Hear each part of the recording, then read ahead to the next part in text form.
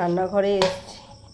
তো রান্নাঘরে এসছি, এই যে দেখো সেই চিড়ে ভাজা বানিয়েছিলাম, প্রায় সব শেষই হয়ে গেছে সবার খেতে খেতে। এত ভালো লেগেছে। এই যে এর মধ্যে না বলছে একটু কারি পাতা ভেজে দিলে নাকি আরও টেস্ট হতো। দেখি নেক্সট টাইম যখন বানাবো কারি পাতা এর মধ্যে একটু ভেজে দেবো, একটু শুকনো লঙ্কা ভেজে দেবো। তো যাই হোক, প্রায় শেষই হয়ে গেছে। দেখো এক কৌটো ভর্তি ছিল পুরো। বেশ মুখরোচক, তো যখন তখন একটু মনে হলো খাওয়া যায়। যাই হোক, রাতে রান্না করব। তো হচ্ছে ঘুগনির ডাল ভিজিয়ে রেখেছিলাম। ঘুগনি ডাল না কি বলে, মটর বলে, তাই তো।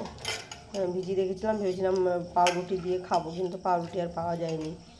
কি দিয়ে খাবো, তাই ভাবছি ঘুগনির ডালের মধ্যে না এক আধটা মানে একটু পোকা পোকাও আছে, বেছে বেছে ফেলতে হচ্ছে।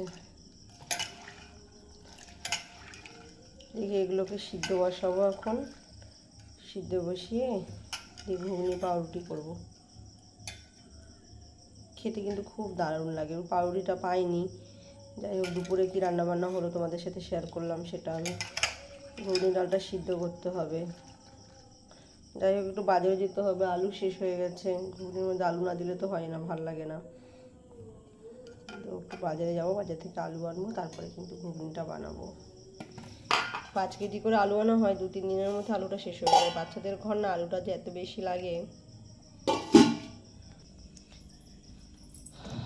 ফ্রিজের মধ্যে কি খাবো করতে করতে একটু আটা মাখা আছে, আর এখানে দুধ চকোস ভিজানো আছে। মেয়ে আর খায়নি, মেয়ের জ্বর তো, খেতে চাইছিল, দিলাম, কিন্তু আর পরে আর খায়নি। তো আমি একটু প্রসাদ খাবো বৃন্দাবনের। অল্প অল্প করে রেখে দিয়েছি, তো যে আসে সবাইকে দিই, আর আমার যখন একটু একটু ভাল লাগে তখন একটু একটু করে খাই আমি বের করে। আবার কবে বৃন্দাবনে যাবে, কবে আনা হবে কি জানি। একজন গিয়েছে, তাকে বলেছে বৃন্দাবন দিয়ে লাড্ডু আনতে, এই কৃষ্ণ বলরাম থেকে। এটা হচ্ছে বাঁকে বিহারীর একটু প্রসাদ, এর মধ্যে মিক্স করে রেখে দিয়েছিলাম। তো যাই হোক, যখন মন ভালো লাগে না তখন একটু বাঁকে বিহারীর প্রসাদ খেয়ে নিই, তো একটু একটু রেখেছি।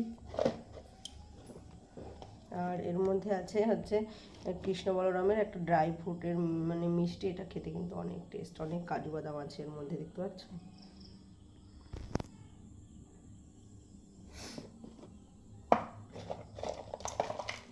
এটা তো তোমাদেরকে দেখালামই।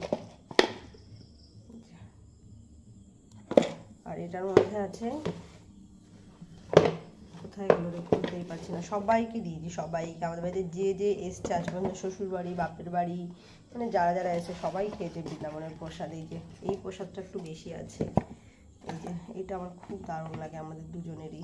এক একটা সোনপাপড়ি পুরো ঘিয়ে বানানো, মানে একটা গোটায় এই সোনপাপড়ি, আমি তোমাদেরকে বলছি, তোমরা কেউ একটা গোটা সোনপাপড়ি তোমরা কেউ খেতে পারবে না। মানে এই সোনপাপড়িটা এত হেভি, পুরোটা ঘিয়ে বানানো। আর এটা যেহেতু ফ্রিজে রাখা ছিল, অনেক টাইট হয়ে গেছে। যখন নর্মাল বাইরে রাখা হয় একদম লেয়ার লেয়ার করে ভেঙে যায়, আর হাতে ধরলে মানে একদম ঘি চপ চপ করে। মানে এক ফোঁটা খেলে মানে মুখ আর মন সব কিছু ভরে যায়, সব শান্ত হয়ে যায়। একটুকুনি কিঞ্চিত এইটুকুনি নিলে এত টেস্ট। এটা একটা গোটা আমরা এখন অবধি কেউ খেতে পারিনি, মানে একটা গোটা পুরো ভেঙে, এটাকে এইভাবে ভেঙে নিয়ে অল্প অল্প করে ব্যাস মুখের মধ্যে দিলে একদম মেল্ট হয়ে যায়। এত সুস্বাদু এই সোনপাপড়িটা।